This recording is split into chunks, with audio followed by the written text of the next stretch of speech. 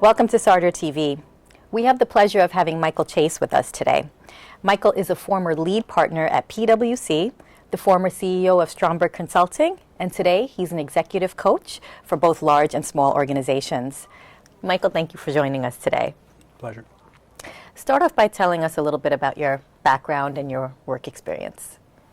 Well, I was trained actually as a clinical psychologist, but I've spent my entire professional career, dealing with large-scale change in organizations, with leadership development, and also employee engagement.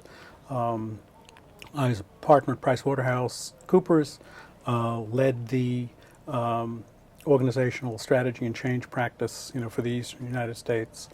When we sold that business to IBM, I moved to Stromberg Consulting, part of Omnicom. It's also a change organization. And currently, through my own firm, Sustained Leadership, I do executive coaching and consult on organizational change and employee engagement. Why did you decide to go into business rather than becoming a psychologist? Interestingly, the tempo, sitting in a room like this, like we are sitting here together, spending my entire life doing that did not end up feeling right for me. I wanted a more activist opportunity. I got more interested in people, in the settings in which they lived and worked. So I just got more interested in organizations and, migrated in that direction. Mm-hmm. Okay. And as somebody who's overseen many change management initiatives, tell us about some of the biggest challenges that companies face in implementing change initiatives. Really, one of the largest issues, and I think it'll come up a fair amount in our conversation, is people forget that they're actually managing a group of other people. They get very excited and very energized and mindful of what the organization needs. They spend a lot of time strategizing about what the change is. They start thinking about how to implement it. And what they forget until a little too late in the process is that there's actually a group of individuals, it could be 50 or 100 or 1,000 or 10,000, each of whom is going to have some opinion about that change, each of whom you want to become an avid proponent and supporter and promoter of that change. And thinking about that almost really from day one is what I think people forget to do, and it becomes a considerable challenge then when they wait until sort of too far down the road to start realizing, who in fact has to change. And would you say that there is a difference in the way leaders lead in organizations that are small versus large when it comes to change initiatives? You've worked at both small and large companies. Do you feel that there has been a difference? Well, there is a difference that really originates in the fact that the culture of smaller organizations is altogether different.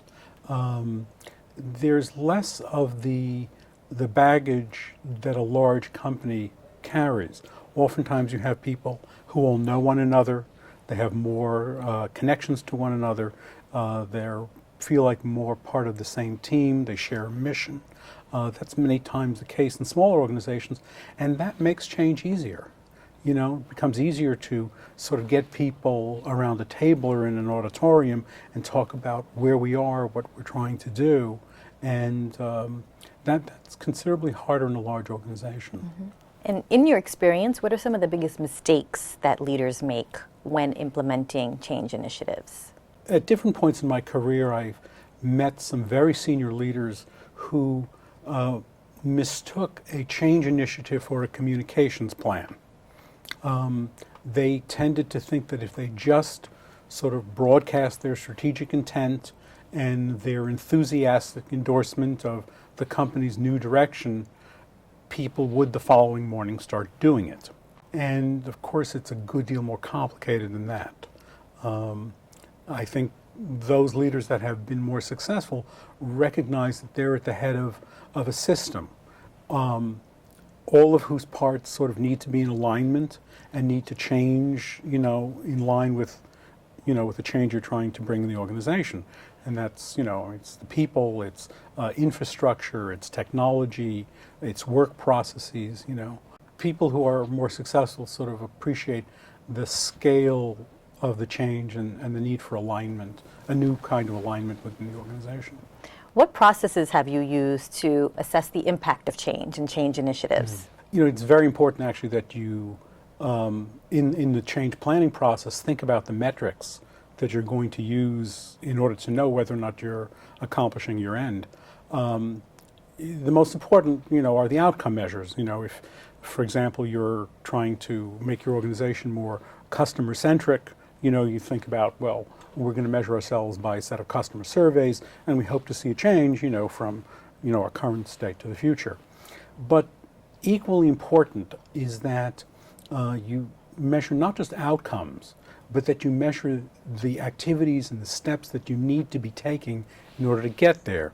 So, for example, you know, if you're looking, let's say again, to become more customer-centric, if you have call centers or salespeople or customer support organizations, you know, you want to think about, well, what are the metrics that I need to apply in those parts of the organization that'll help me know that we're doing the right things, you know, on the way to the change. Mm-hmm. So it's not just the outcome, it's, you know, we have to be measuring, you know, all the different sorts of changes we need to be making along the way in order to get to where we want to. Mm-hmm.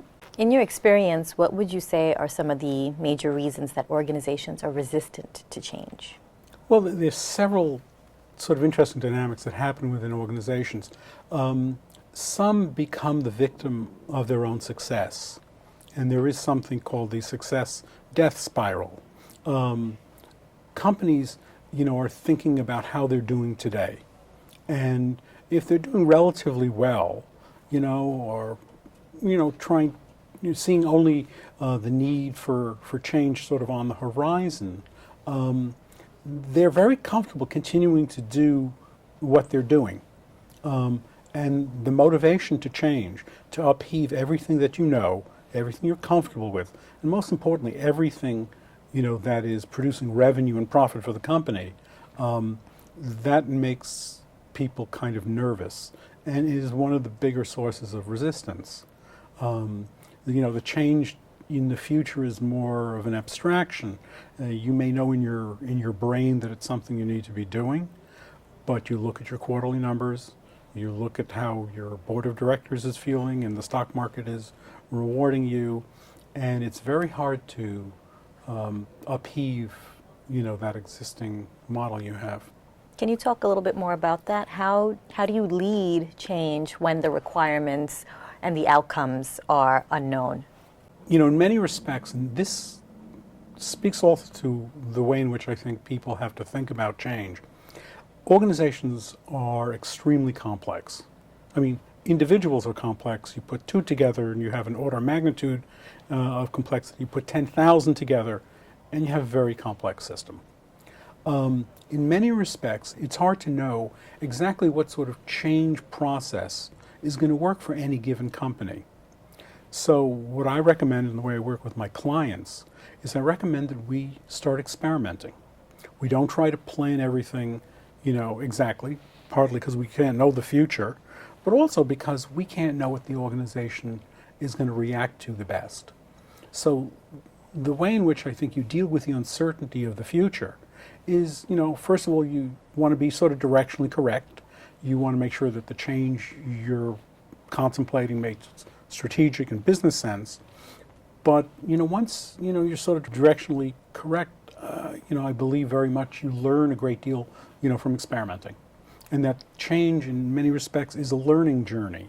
And I have to say a lot of organizations, they think that, you know, you can just roll out this template. You can plan the entire thing from beginning to end, and all you have to do is execute. And I think that's misconstruing how change is most effectively done. So then how do organizations and people within the organizations overcome this resistance to change? Well, you know, one of the questions have been asked most commonly by, you know, leaders I worked with is, you know, can we change if there's no burning platform?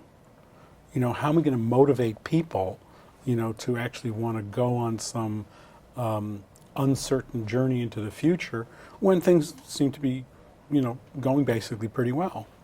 And, you know, I think what it depends on is, you know, people really thinking about the future, not in splendid isolation, but really together as an organization. And, thinking about what the opportunities are to be better than they are. And to start painting a picture that people can sort of feel and touch about what some desirable, future state might look like. Because many times, again, the success that creates resistance also makes it, people ask, well, things are going great. I mean, what do we need to change for? And, especially nowadays, knowing how quickly things change in the business, if you're a smart leader, you're already thinking about the future. And, you have to be able to take people along, on that journey to see the vision that you have. So then what do leaders need to do to influence change and drive them forward? Well, I think, in a way, going back to the first point I made about recognizing that you have a group of, I don't know how many individuals, again, it can be a small group, it can be an extremely large group, and you need each of those people in their own minds to understand what this change might mean for them. Because the first question that comes out of everybody's mouth really is, what does this mean for me? We all think about that as individuals. And so, if you want to drive it forward, you have to understand that's the question people are asking, and don't wait for them to ask it. Start talking to people early on. Ask them, how do these ideas make sense to you? How might you build on them? Make people participants in the change. And people are very willing to do some very difficult things as long as they feel like they've had a chance to make their voice heard and they've been part of it. Mm-hmm. And as somebody who's overseen many change initiatives throughout their career, can you talk about some of the most challenging ones that you've overseen? Some of the most difficult for any company are those that really change the essential purpose of the company. I mean, there's lots of changes that sort of move people in strategically different directions or add some capability that they lacked. But when you're really going to change the essential purpose of the company, that becomes extremely difficult. I worked with a company in the nuclear industry that had depended almost since its founding on its technological prowess. That's what it was, its source of competitive advantage, and the organization was mainly led by engineers, who over the years climbed from engineering up into senior leadership. And everything was fine except one day a competitor appeared from Europe, somebody who'd been servicing, nuclear plants, in Europe and wanted inroads into America. And all of a sudden, the company needed to be thinking much more about the degree to which they were satisfying their customers and meeting customer need. Many customers did not want the latest and greatest technology. What they wanted is, on-time service.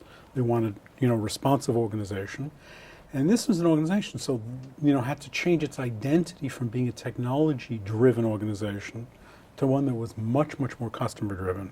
And that was a painful change because literally every part of the organization had to change, and there were a lot of people who deservedly felt a lot of threat, about the changes. They saw their power, their historic power, sort of disappear, and people tend not to react that well to that.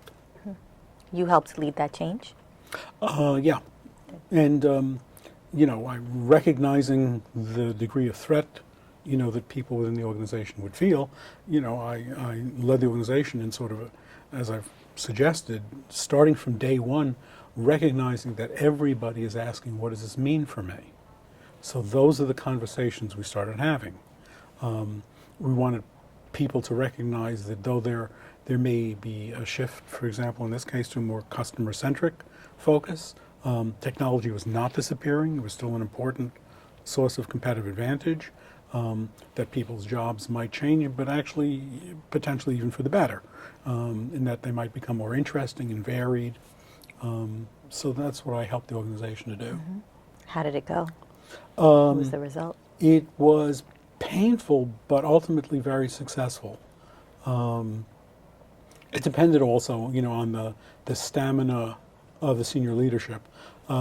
Consultants frequently do not want to tell their clients actually how difficult the change will be and how long it would take, because then you'd never get hired.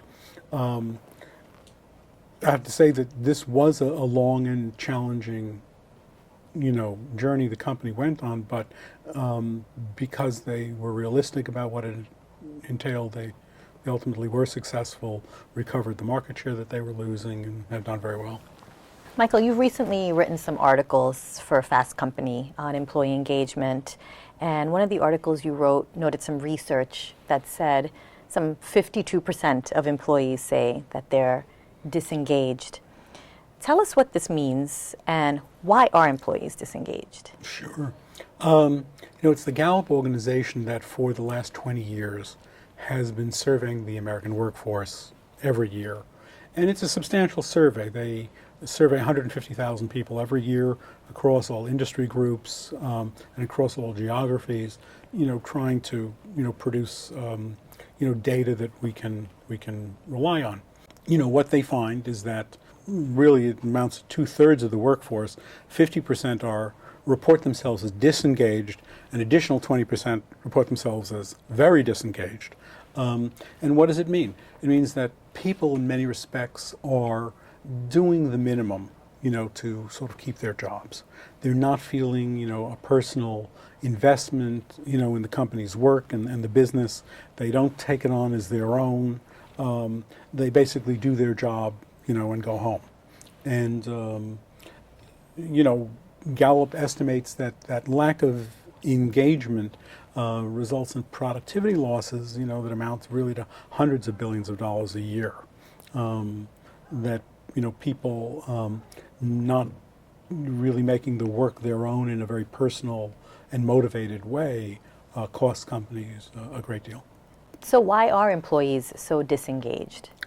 I think it speaks to the culture that dominates business today. Once upon a time, our companies and the work we did was an important part of our sense of community and our identity.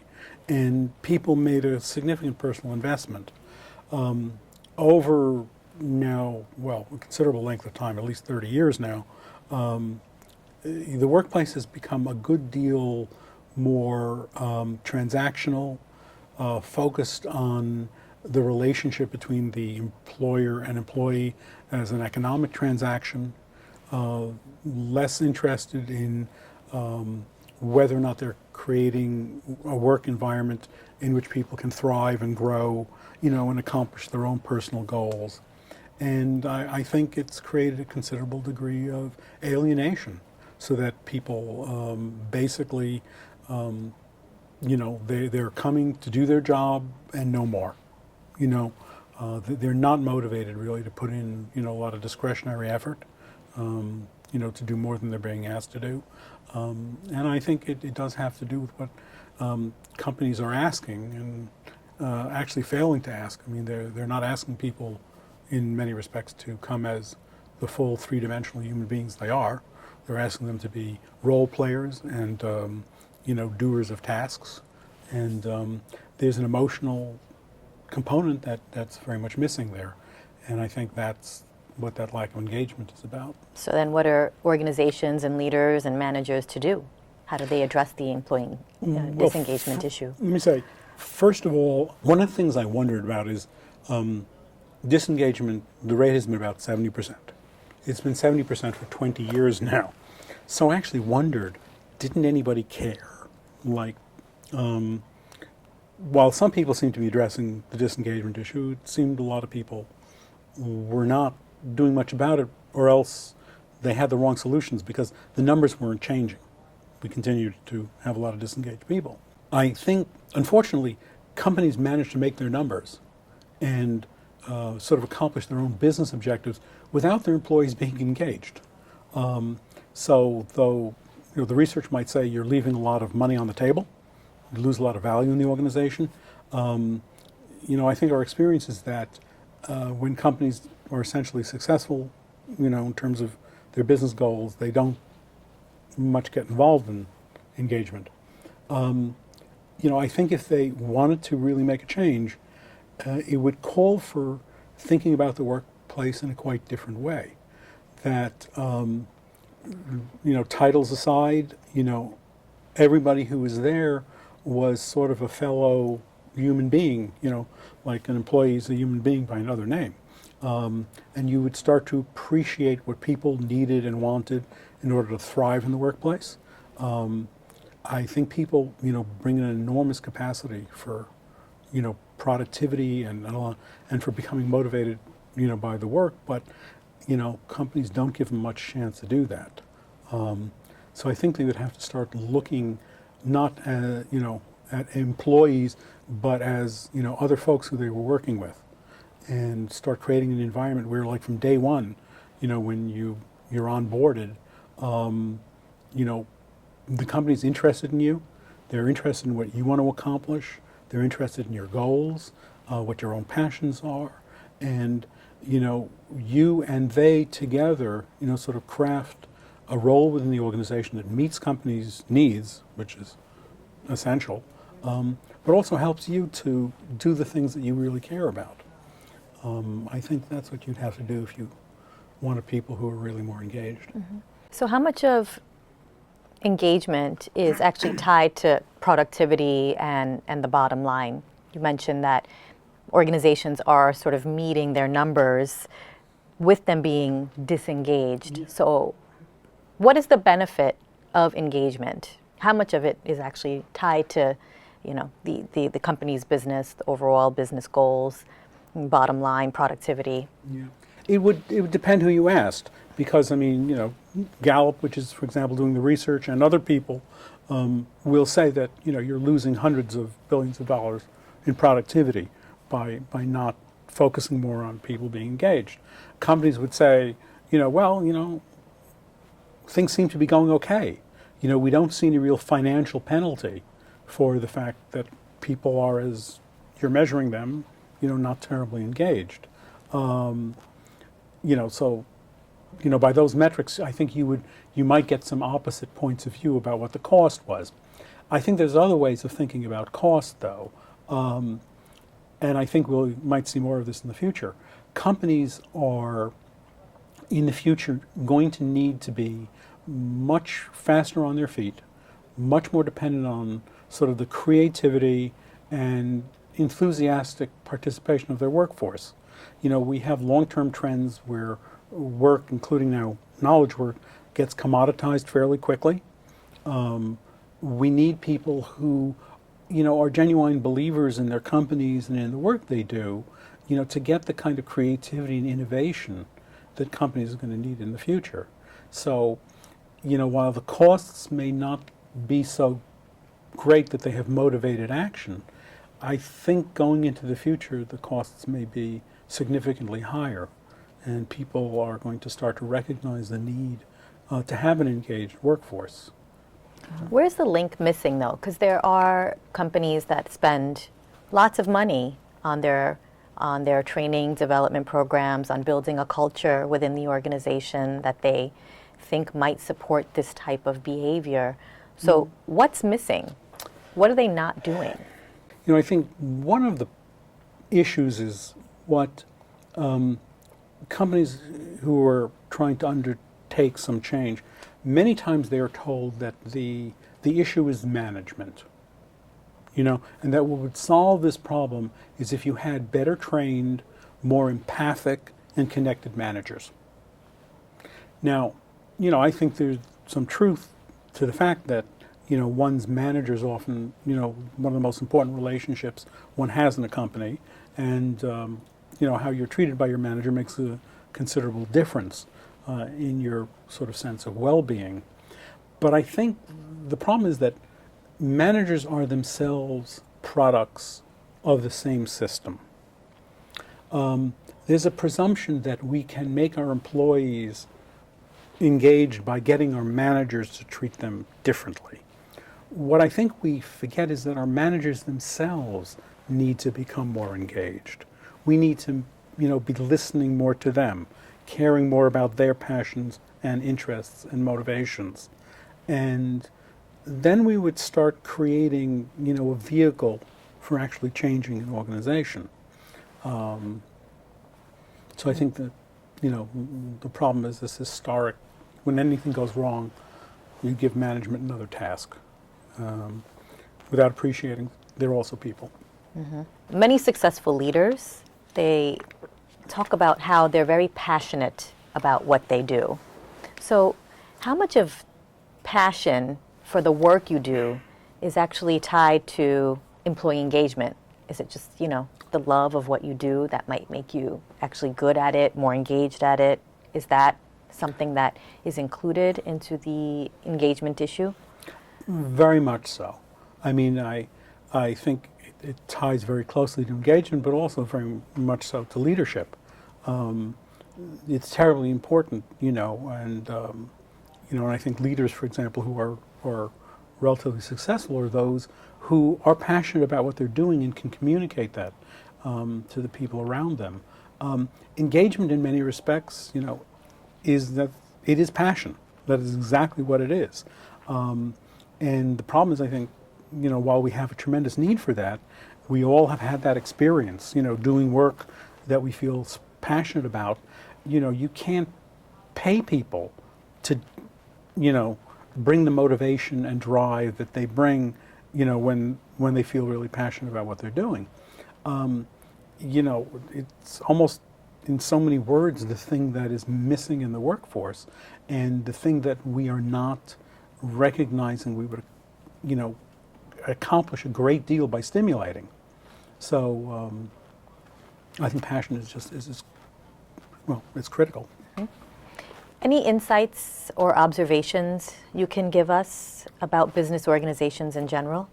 It's interesting, having worked across really pretty much every industry and in different geographies. I noticed, when we talk about the culture, of a company, we're talking about its unique value system, its behaviors, its beliefs. But looking at a group of companies, I feel like they actually share a common overarching culture of business that actually makes them more similar than different. I thought of the analogy, it's like a group of football teams. They may have entirely different colored jerseys, even different strategies for playing the game, but they're all playing the same game. I think that's true about businesses in general. The culture of business, I think, sometimes is summarized as the selfie culture. We all know about selfies, people taking pictures of themselves. There's some way in which we are asking our employees now to be brands of one, organizations of one, their own photographers. There's a way in which companies, no matter which industry, sector, whatever, have sort of changed the entire relationship to their employees and expect them now to be sort of individual entrepreneurs. And I think that's a very challenging thing to be asking of folks. Once upon a time, being well educated, motivated, eager to do a good job was sort of enough. But I think right now the average tenure of a job holder is about 4.2 years or so, which is fairly amazing. It means people are almost constantly in the job search, constantly thinking about their own next steps. And you have to wonder, when that's going on, like, who's doing the work that the company really needs to have done? Who has, who's giving the share of mind to the company's best interests? Who's bringing their passion to work when you're being basically told you're sort of on your own? So develop your own career, work that out, and as long as you're doing well, we'll happily keep you here and pay you. But I think folks know that they're relatively expendable now, and which also creates sort of a culture of fear. So I think those kind of things are going on really in every company. Not every single company. I think there are folks who are trying hard to counter that kind of culture, but I think that's the overarching culture of business that we deal with. Can you talk a little bit more about the culture of business? Over some number of years, we have migrated from where people felt ownership for their work. You know, you could start, you know, even really with Henry Ford, who I think made one of the biggest and most dramatic changes when he standardized, you know, labor and standardized parts, you know, to build his automobiles. People all of a sudden went from being craftsmen with pride in their work, something to say about, you know, their work life. They really became more interchangeable cogs in a system. And I have to say, over these last 100+ years, that kind of change, I think, is only accelerating. We're seeing now more, you know, in how much technology, which once automated, you know, manufacturing and replaced a lot of manufacturing jobs, is now moving into knowledge work. And, you know, people have new whiz-bang software tools that purportedly make decisions better than real people. So I think there's a tremendous pressure on folks to figure their own ways through, you know, a very stressful and complicated work environment. So what are the consequences of this? What are the impacts of this culture of business? Well, in a way, we alluded to it before. I mean, I think it drives a lot of disengagement. It drives people to be self-concerned, recognizing that nobody else will be, you know, as concerned about them. They feel on the defensive. You know, what I think we're running into is just, you know, the fact that people have emotional lives. You know, they react to the circumstances of their lives in, you know, some very personal and emotional ways. And companies, you know, when they create, you know, a hyper-competitive, evaluative environment, you know, and companies are very happy, you know, at the way technology is providing them new tools to measure people. You know, now you can sort of, you have little sensors people can put on. You can literally see where how they're spending their day and how much walking around they're doing and who they're seeing. And of course, there are key loggers on computers. And companies are very happy, you know, with all these tools that give them what they really love, which is control. But they really don't think about the kind of environment that creates for their workers and whether or not, you know, people are going to be happy about that or not.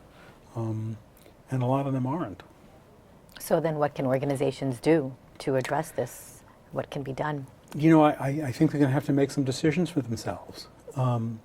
You can't sort of ask people just to, you know, be role players and performers of tasks, and at the same time ask them to, you know, be passionate, committed, and interested in what your business is about. So, you know, again, as we mentioned, you know, people have not done much to change the level of disengagement in our workforce. So far, it maybe has not seemed economically worth the effort. I think they're just going to have to decide, can our companies continue as they are? Will they continue to be successful in the future? I do think that we are actually going to need more individuality and creativity and diversity and passion in the workforce going forward. And you know, I hope companies recognize that and, you know, start taking action on that.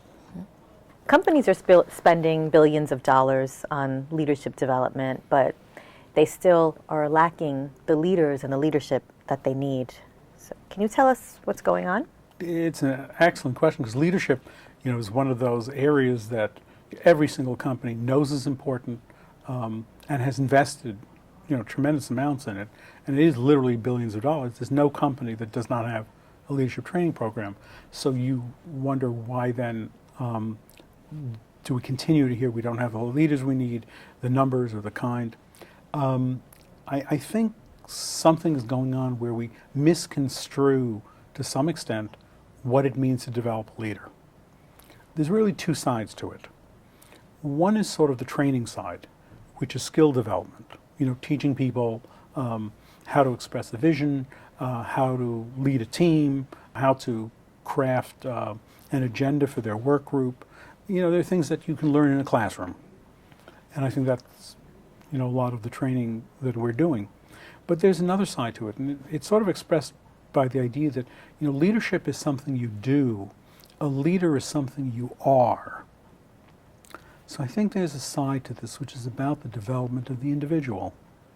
And that's a side that we're not paying enough attention to.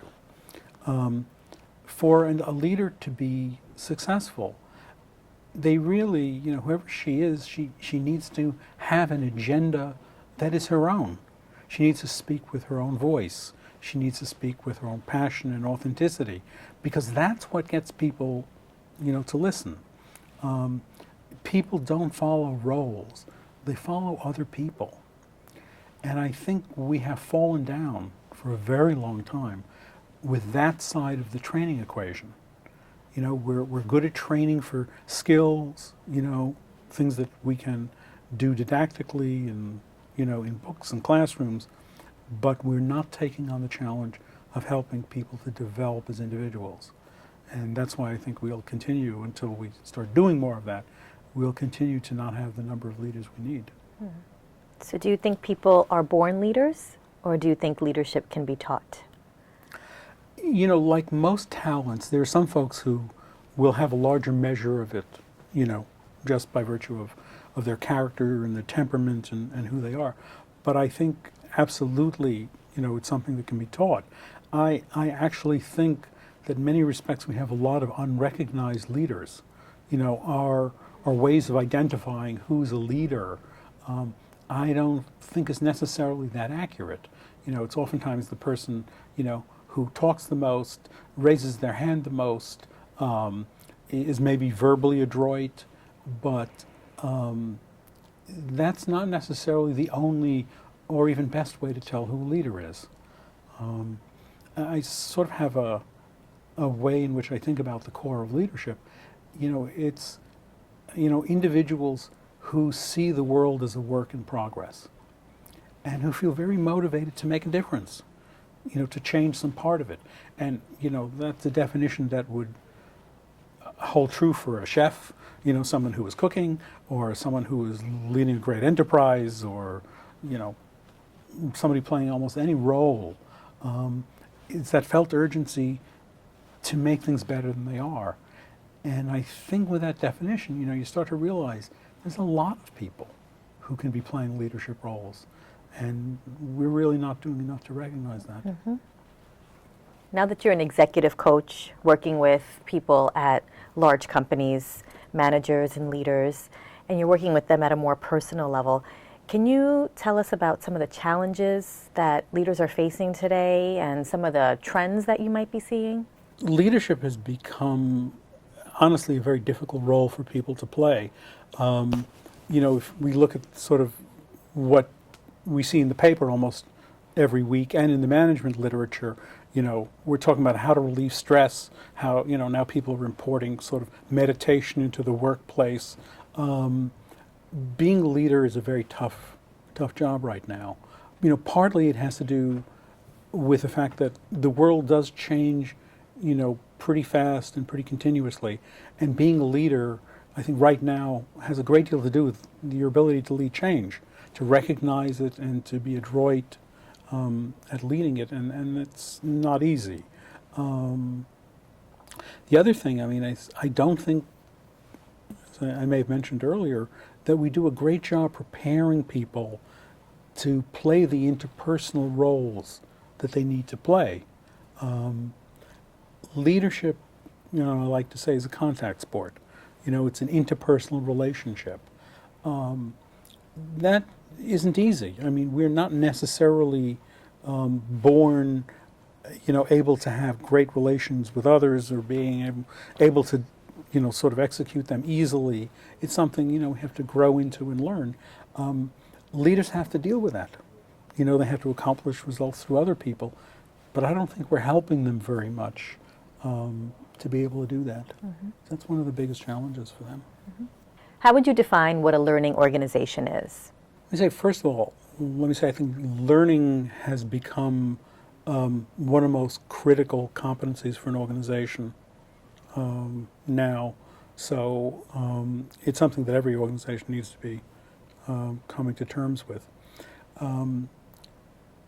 There are several characteristics, I think, of learning organizations. One is they are external facing, not internal. They're not, just looking at themselves. They're looking outside because that's where much knowledge is to be gained. They also share a lot of information. Their information sharing internally. They don't hold on to it, closely. It flows freely within the organization. They're also creative about the people who they work with outside their organization. We find now people who have been competitors for years all of a sudden are partnering, to get into ventures together, or people work differently with their suppliers. And also, I have to say, a culture that doesn't believe that only we know what's right or know what's going on, or if it's not invented here, we don't care about it. That's what a learning organization has to be able to be. So how do you build a culture that supports learning in an organization? In a way, one of the first things you do is drive out the fear. What do you mean by that? Organizations are very valuative, and people are used to having their efforts measured and being rewarded or punished depending on the outcome. If you're going to learn, you really have to allow people to make mistakes, and you have to allow them to fail, especially if they're doing it in the service of learning. Because if you have a culture of fear, where people are worried that if anything goes wrong, they're going to be punished for it, you're not going to have anybody willing to take a chance on learning. You also want to encourage experimentation, and create the processes, that allow that to go on. I think that has a lot to do with what the culture is. Mm-hmm.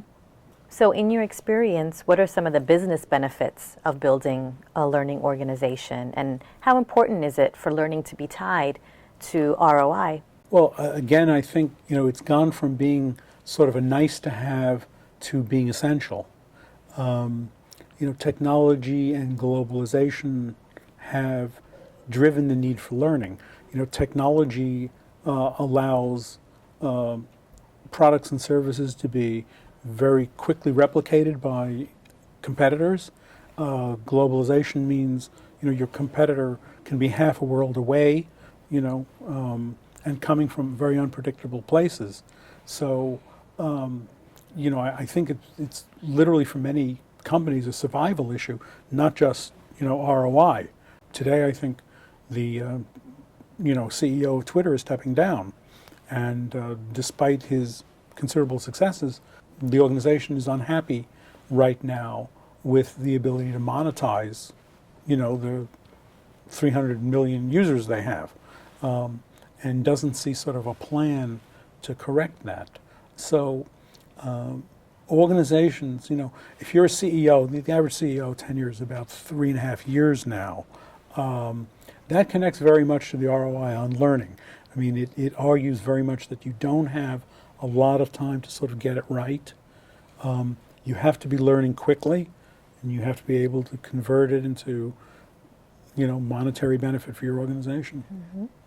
How can organizations pick the best learning approach for the people within their organization, for leaders, for managers, for employees? I think that there is a systemic issue about the approaches to learning. One of the pluses of technology is companies have relied on technology to create these learning systems that are basically on demand on the desktop. So you have employees who can learn at their own pace. You can create a tremendous number of lessons that match your business, and you can organize that any way you want. And that's an approach that a lot of companies have taken on. And it is very appealing because it's something you can deploy to 10,000 people or 20,000 people. The approach that I think they have not thought about as much, and I think of this sort of as the words in the music. The words we get, the music is a little harder. Jobs depend on interaction also. They depend on sort of a level of subtlety and nuance and understanding. So you can learn sort of the outlines of the job, what I think of as the words, but the actual ways in which it gets done and done successfully, I think depends a lot on human interaction. So, for example, when you're a company interested in preserving the tacit knowledge in the company, I don't think necessarily the best approach, is to, have somebody, creating an online tool, to do that. It's, getting people together to talk about, how do we do certain jobs here? What seems to work? And this is an issue for us now. We have a tremendous number of baby boomers who are on the verge of retirement and retiring already, and companies are very concerned about how they're going to preserve the knowledge base, of these people who are leaving. And I think, one of the most obvious things is really starting to put some priority on, folks who have the knowledge, spending time with those who need it.